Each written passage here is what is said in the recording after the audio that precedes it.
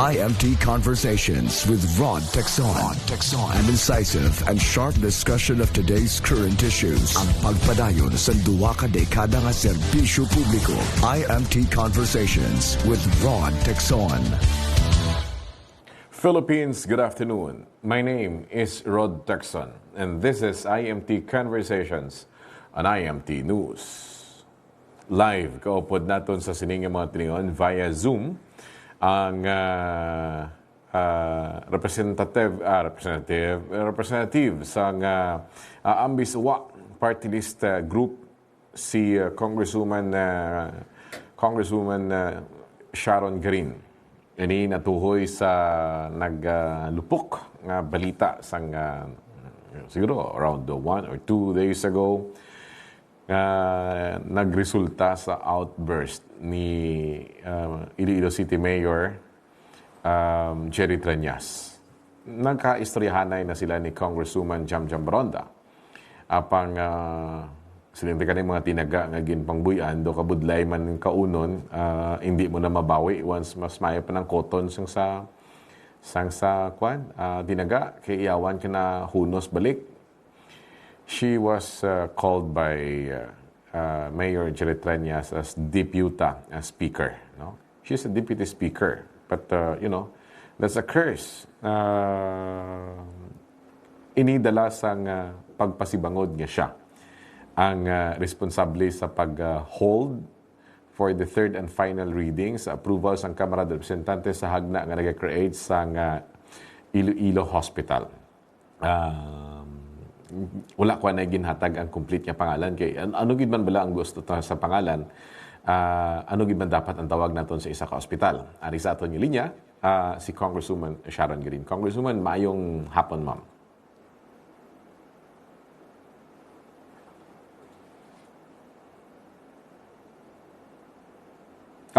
Ma'am, basi naka-mute ikaw. Hindi ko ikaw mabatian. All right. Sorry. Good afternoon, Rod. Thank you for having me here. It's an honor and privilege for me. This is my first FB Live interview in Iloilo. Nagpasalamat gani kita nga I know masako-sako ara ka na sa salakyan na-accommodate ko kami, no? Nagparking lang ko para hindi maganghulag ang signal. Nami man ang signal But anyhow, Congresswoman, siguro for clarity purposes lang. Ang ginaistoryahan natin diri is the proposed Uswag Iloilo General Hospital. And Uswag Iloilo City Hospital. Uswag Iloilo City Hospital. Okay, which hapos man tani yung tawag na lang ini siya as Iloilo City Hospital. Just like Correct. Sa Bacolod nga ang tawag ni Congressman Greg Gasatayas ang iyagin paninguan niya matukod, Bacolod City General Hospital. No more, no less. So daw amo ning ginaistoryahan, no? Kag amo ni ang ginbangigan. Approved ni siya sa first reading, natural masaka siya sa second reading. We're talking of the movement sang hagna, the bill giving soul to this hospital. Sa second reading, approved naman ini siya. Although may na-raise ikaw ng issue.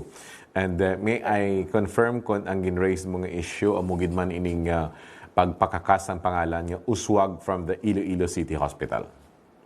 Yes, Rod. My issue, and not just me, I think it's many of I'm the chairman emeritus of the party list coalition, composed of 50 congressmen, and they were also complaining. No, why is that? Because this Uswag is actually a candidate for party list for the 2022 elections. True that in defense, as a defense, the proponent said nga it's an Ilonggo word. It's not a name of a party, not only a name of a party, but it's a Ilonggo word that we use regularly. Pero the fact that it is a recently registered political party and then also a party list candidate for the 2022 elections it makes it irregular, or it's one of those things that's not allowed by law. And in fact, our constitution would probably be not congruent to that idea. Kahit we should not be supporting, the government should not be funding or supporting any parties, no, political parties especially. So if you put Uswag, butang mo na lang na nga PDP hospital, no? Or MPC hospital, or AAMBIS-Hospital, no? Which you cannot, maybe iban sila, ginabutangan nilang building later, pero you do not legislate the name like that. I see. Okay. Right. Doon nasabat mo na una ang na-expect mo man siguro ngay pamangkot ko, no? Kaya doon na-raise naman gani iningang pamangkot. Tama. Pwede ang pangalan, ang structure. Correct. Pag-ara ng Iloilo City Hospital, buta nga mo dabing Uswag Emergency Room, Uswag Labor Room, Uswag Heart Center, but not legislate the name, no? Nga tawgon ina siya nga Uswag Iloilo City Hospital. I just want to qualify that. Yes. There are limitations on that. Ang muna natawag nila ng mga epalbla, no? It depends on how you do it. Pero you know how Filipinos are na isa pwede, isa hindi, no? But it's something, but to legislate it, to put it into a law and mention there the name of the party to a certain, attribute it to a certain building, then that's different. That's totally not allowed. Yeah. It's not just gimmick lang or anything. It's a legislation. But again, for clarity purposes, after that objection, was that really an objection or a suggestion nga siling mo kakson lang na, and then several congressmen agreed? Officially, it's not an objection. Okay. Because on record, there's no objection. Ay, ang procedure ka ba once you're done with the committee, then you proceed to the floor, which will be subjected to the second reading. Ang second reading is, it starts with the sponsorship. So supposedly, mas-sponsor si Jam Jam, and then there will be debates, no? Debatihan nyo na. Kisa, it can go on for hours, or no debates, or days. Ako, kisa na. I've had to defend Public Service Act for 6 months. So it depends on the issue, and then period of amendments, and then second reading.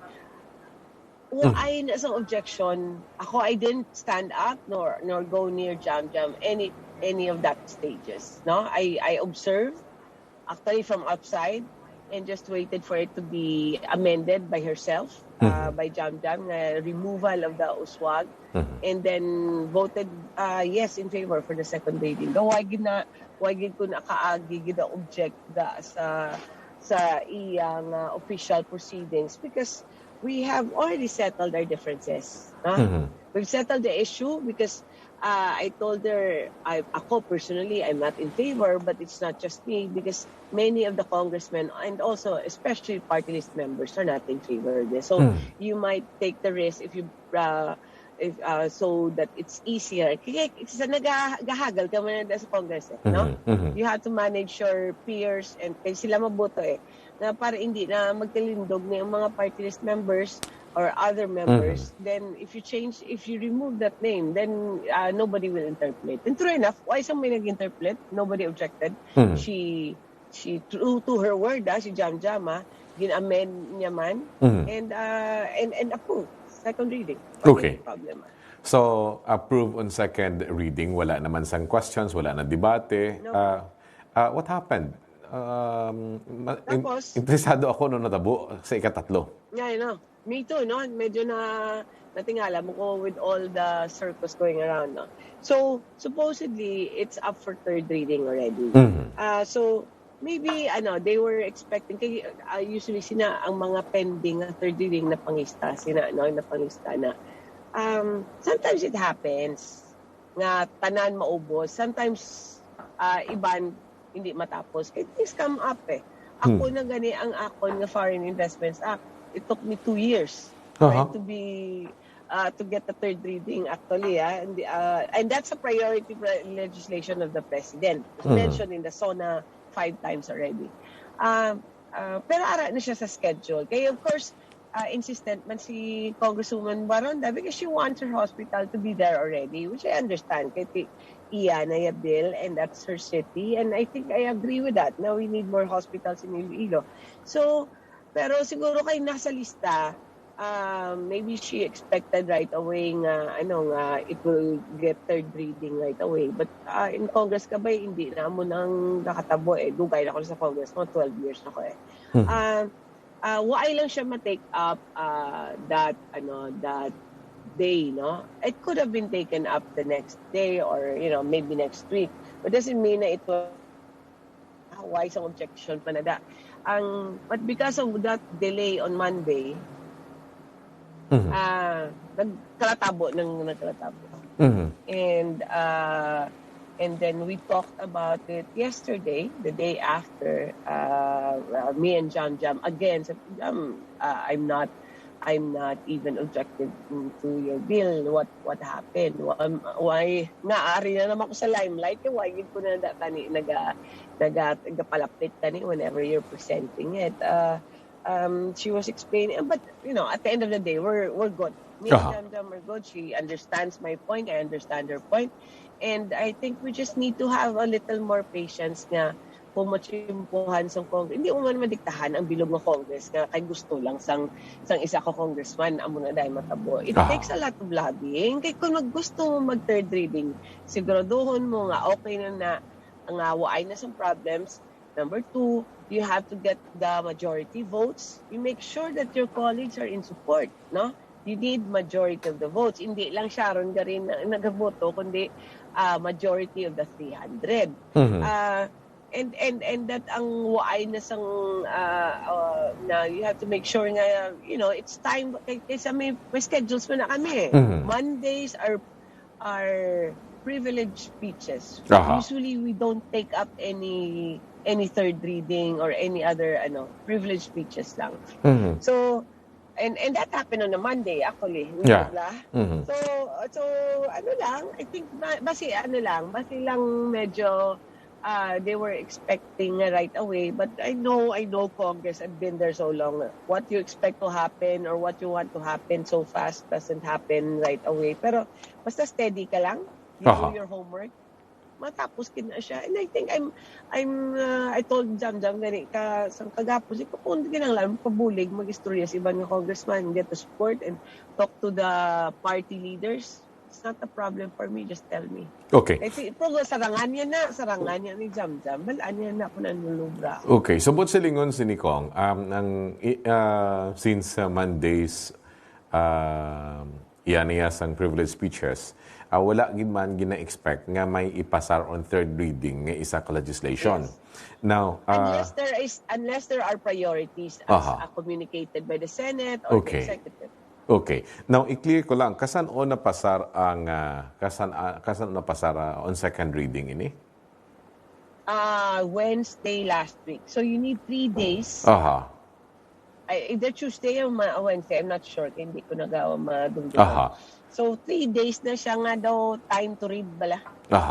You need to have 3 days of notice. Nga amo na ning bill, you can read it and we will vote on it soon. So which is at least 3 days after they send it out. So hindi man siling hindi na nagkahulugan nga say for example, last Tuesday na aprobahan ini on second reading, expect mo nga on Monday third reading, approve on third reading. Unless on very special cases like there, as you said, may executive call abi or executive imprimatur dira that you have to pass this, or there is a very urgent special concern sa bill, ipasar ina on third reading immediately. Correct.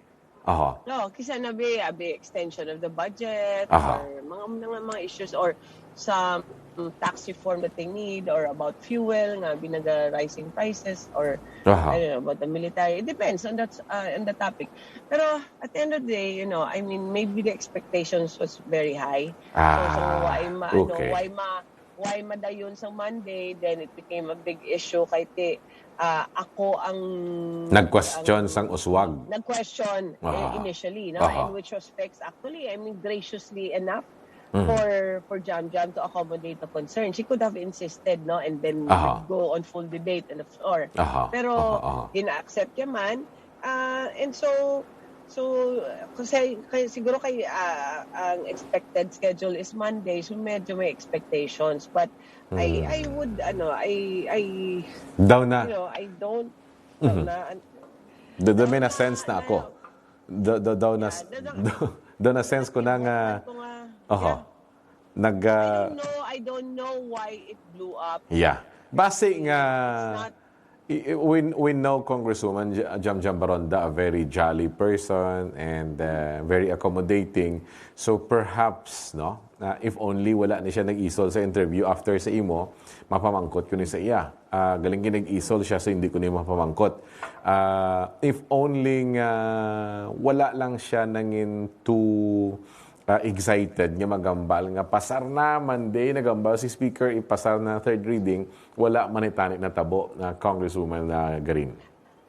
I don't know, siguro bala mo malapit na election. There's the most interesting entertainment now is the party list election in Iloilo. Tama. Okay. Pero I don't hindi ko man napag kay Jam kay there are, I can understand man her excitement, no? Kay this is significant, Tama, no? tama. This is something really game changer for Iloilo. And I laud that effort of hers. Kinanglan gid sang syudad. Kag this will be ni siya historical na on her part as a first termer. As a first termer, establishing a new hospital for Iloilo City in times of COVID. That's really an admirable feat for her if she achieves that. And I can understand the excitement. Ako galing, kay tibala mo dugay na ako sa Congress, medyo balaan ko na I've known disappointments over and over again in Congress because of the system. Pero yes, it blew up, but I think it will be over soon. Man. Christmas na Let's be all happy. So, ang masubo si ni Congresswoman Garin, as you said, you know Congress and you've been there for quite some time na. Ang masubo din nga nakita ko is since you will be going for a Christmas break and it is unfortunate that nagaylapit na ang campaign period. Ang patupa, sini ba si next Congress, mabalik naman siya sa first reading? Daw mo na? Ay, hindi man. Hindi man. I think it will be done. Matapos na siya sa Congress in the House of Representatives. Before election? Before even the break, I would say. Matapos ni siya. Matapos ni siya. Because ginistorya na naman ni Jam. And I told her, if there's any problem, I'll help her. Kaya I have my own ways of Deputy Speaker ikaw So, dako man ang role mo. Balan mo mag-lobby ka na sa mga members, your colleagues. I'm so used to ginatawagan ko na sila isa-isa Okay. Pag ginatext ko sila, na may balaan ko na kung kahit even in the bayanihan, ang stimulus package that we have, that's what I did.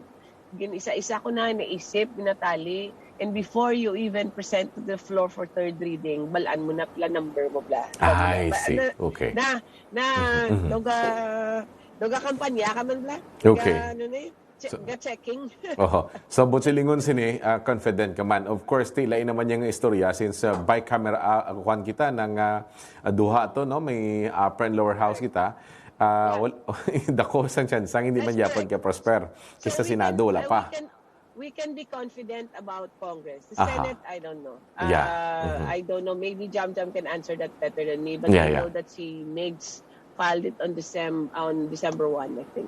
I see. So I don't know. Kung mahingagaw. Procedure. Kung mahingagaw nila. Okay. And questions of questions of Senate part and also of budget. No? But that's something that the proponent should know better than me. Okay. So nag-istorya naman kamo ni Jam. Ang punta na lang ang pamangkot ko na diri is kamusta naman kamo ni Mayor kay gintawagin na kang deputy speaker. Why? I don't want to... Bamot, tudlo sang tatay ko. Yeah, I mean, looking at you, smiling, very adorable woman. Tawag ko ni Mayor Deputy Speaker. Doon sa Ohan ako. I cannot say na I'm not slighted, no. Ah. I've been in this profession, let's say, 12 years, and this first time that happens to me. Siguro, damo man naghikay sa akon or criticize my work, criticize how I do my work, but never that kind of language used publicly, publicly, no? First time. And I've said that to, first time. And I've said that to Jam man. Siguro, I'm disappointed. I'm very upfront man eh. I'm disappointed and I'm seem to be caught in the middle of all of this, and actually kung gustuhin ko, I can lobby against this. I'm daw napatungan, but ko, Jam, you're my friend, you're my colleague, and I'm here to support you because we're colleagues. And whatever you think is best for your city, I will support that because you know best. Hindi ko yan magprolong, basta nahambal ko lang daw na-hurt ako sa mga kalatabo. But I mean, at the end of the day, we're colleagues, we work together, and we protect each other, no? Kung ano pa nabi maobra ko dahil hindi ko man nabasabat. Nahambal naman mo. I mean, what else can I do? I mean, I don't even know how to respond to that. Pero maybe it's just emotions, hopefully, no? It's emotions or the stress. Wala man nagtawag si Mayor sa imo? No, no need. It's okay. So you don't expect him to call you? No. I think I've said naman what I felt with Jam, and sila naman ang sa city. So I'd leave it to that. May clear lang ko. I don't. May clear lang ako. I'm sorry. Did you really send a few messages sa mga colleagues mo nga? No. Let's not pass this. Actually, I've sent a message regarding the name, which was for the second reading. Asang second reading pa to, Nga, kahit ginapangkot na nila ako at that time. Do you have, kasi that's what happens, no? Kung may debates, are you going to interpolate? Ma-question din ko if the name stays. Kasi ang mga members ko and me, my own personal representation, I would question that because as a lawyer, also as another party list competing for the same area, no?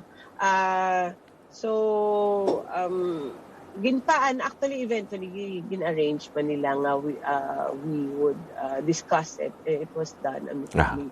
Now, the allegations, yung istoryan mananaman ni Jam, the allegations on amon nga nagpadala sang text or whatever, the only person, even if I send 200 text messages to the majority leader, who am I to send that and for him to listen? The only person that he would listen to is the speaker na kung anong instructions. It would not be me. Okay. Hindi ako over and above the powers of the majority leader, nor the Committee on Rules. I'm not even the committee chairman or member, in fact, of the Committee on Health, which is the principal committee. I am the Economic Affairs Committee chairman. So far, lain din yung health and nothing to do with hospitals. So, I could be mas kambalo mo pa na nga mahambal ko da sa kay majority leader. Kung waay sang approval with all the committees concerned and the speaker and all the, di ba? Ano gibi karon na hindi man na nga kinatambal lang isa, hindi na pwede. We work differently from Senate. We are a collegial body, so decision of the majority. Pero hindi lang ko bala gusto nga manugid-nugid ang you know, I mean, ang sides lang nga I'll tell something and somebody the other one would tell, I mean, he said, she said, it makes the things worse. And if I say nga hindi hindi natuod, I'll be implying that the other person is lying. Or you know, I mean, I don't want to escalate the whole issue anymore. So let's just leave it at that. It will be approved soon. It's in good hands, and if Jam needs help, she has all the Ilonggo representatives to help her, including me. Okay. I think she's more than capable to do that. Finally. Kaya na ni Jam. Yeah. Finally, this is not related to the issue, but somehow may ara sang incremental value. Is AAMBIS-Owa affected by this newly formed Uswag party list, ni Uswag Iloilo party list ni Mayor? Yeah. I'm sure it is because it comes from the city. But we always have that every election. Eh, kung duman mo, si Rolex ang una, nagpadlagan man under sa Ilonggo. Yeah. Remember? And that was, I think, was even more direct competition kay taga-probinsya man si Rolex, and he has the district, the 4th district, yes. And a huge supporter, a solid supporter.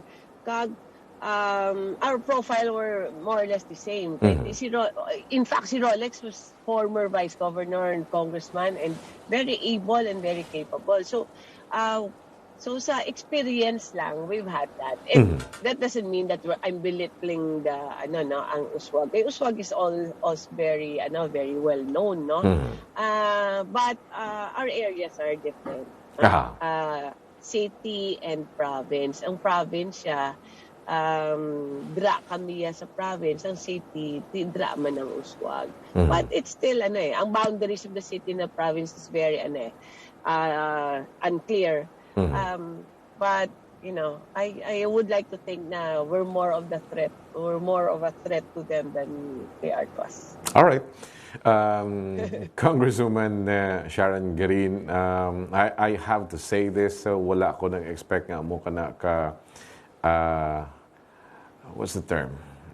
Makawiwili interviewon sa television. Expert ako sa Zoom interview. Very adorable.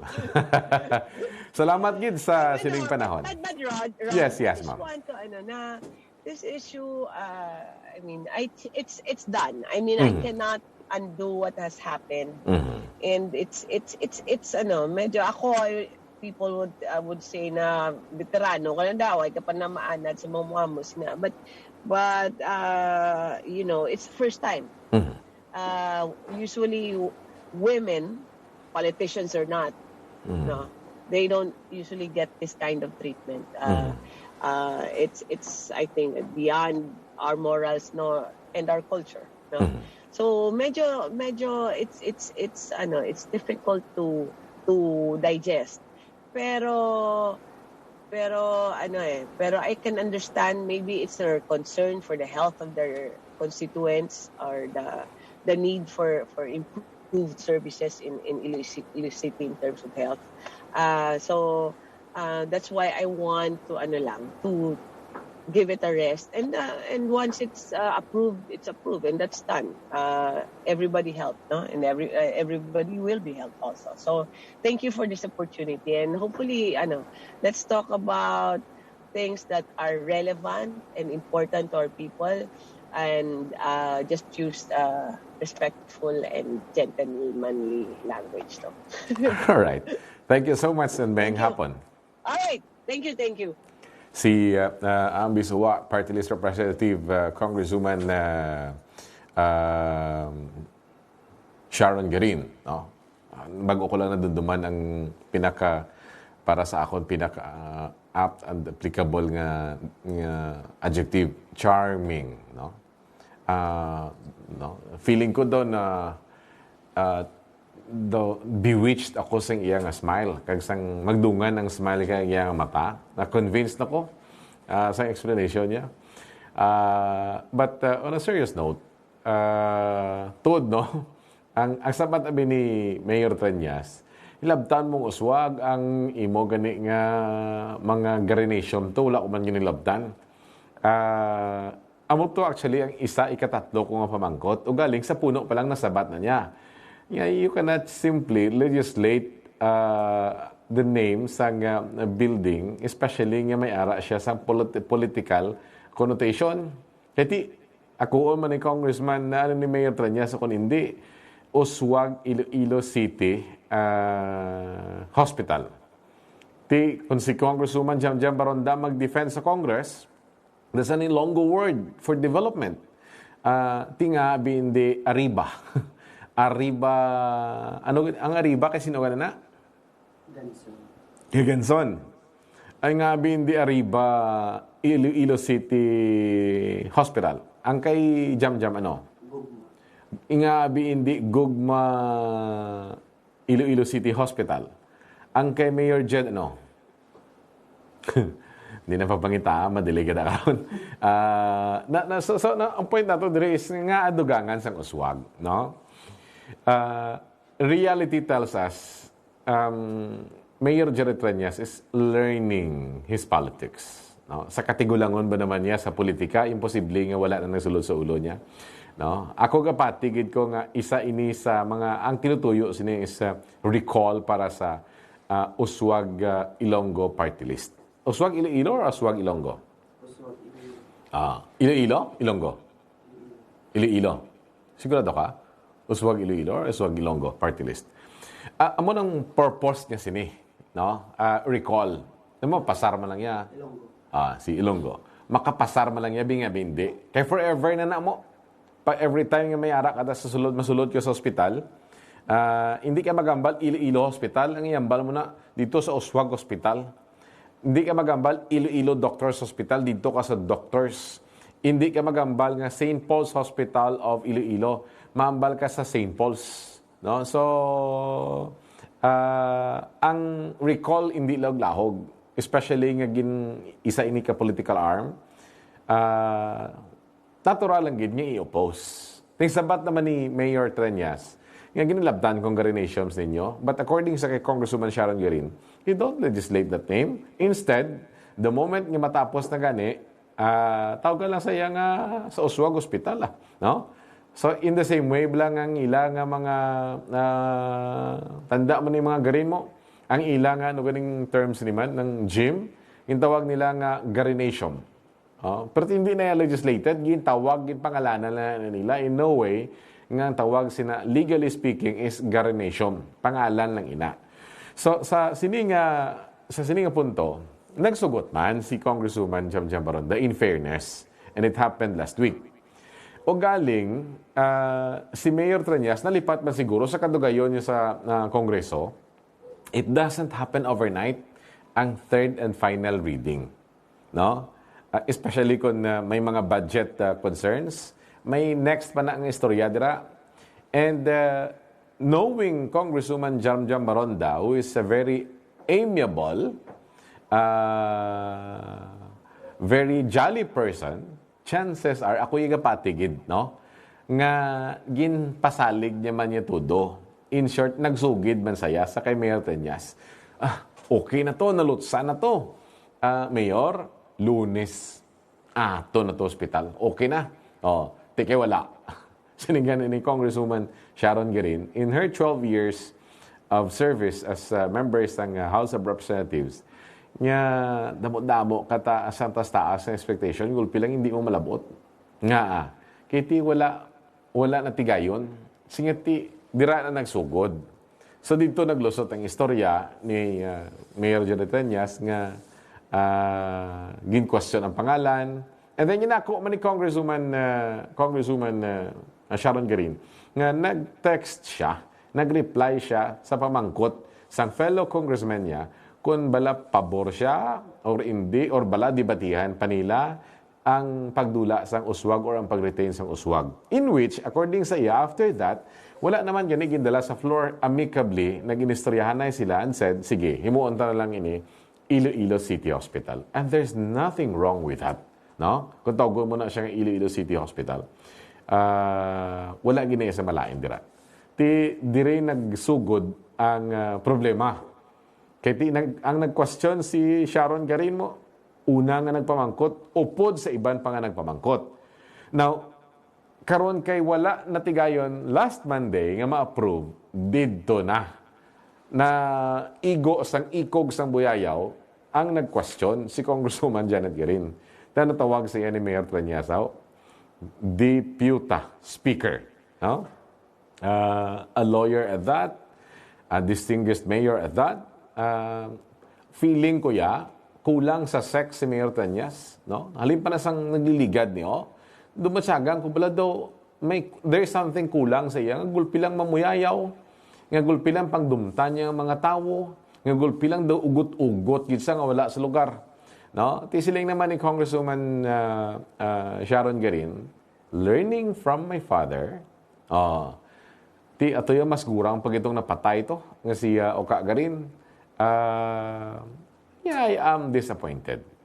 Pero that's part of it, nambal na. Sige na lang. Anyway, willing siya magbulig kung kinanlan ni Congresswoman Baronda nga magdugang sang boto para nga matigayon ni ma-approve on third and final reading ang ining proposed legislation for the Iloilo City Hospital. But remember, House of Representatives level ini.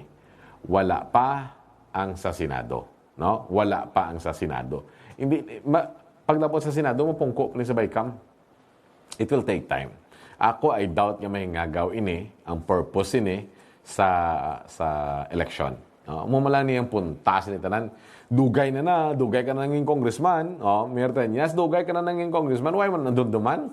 Subong dunduman mo na, himuuno pa Uswag, Iloilo Hospital. Bawari mo niya isa, tiyaga niya sa tanan niya tao, PDA in tuon. So, there you have it. Now, gusto naton balansihon. In fact, na-confirm ng interview with Congresswoman Jam Baronda. But I was told, lain gid ang pamatyag niya kay nagpulaw sa kagabi. So, hindi na siya. Ang isang ginsugid naman sa akon, same man gyapon, except niya, iniya ginagi naman sa amon nga segment producer, ang explanation niya nga ma-approve sa Monday, mapa-interview nako. So, muna nga way ko gapati nga lain matsyag ni Congresswoman Jam Baronda. No? Gapati ko nga gapangakak lang isa. Iti daw na alang-alang mandisa. Sige. Anyway, amo ini mga abyan ang makabig naton mga developments do sa radyo, no? Mga abyan. Amo ni mga developments sa Iloilo City Hospital. Mayo man tong Bacolod kay Bacolod City General Hospital. Wala sangkuana, wala fanfare, approved. After 2 years, approved. So, ginahulat na lang subong ang pagpatindog sina. It's a first-class government hospital sa City Government of Bacolod. Wala duro istorya. Dili sa ato nabi kay himuon pagid nga political tool pati ang pagtinga-tinga sang kabuhi sa aton mga pumuluyo. My name is RHOD TECSON and this is IMT Conversations on IMT News.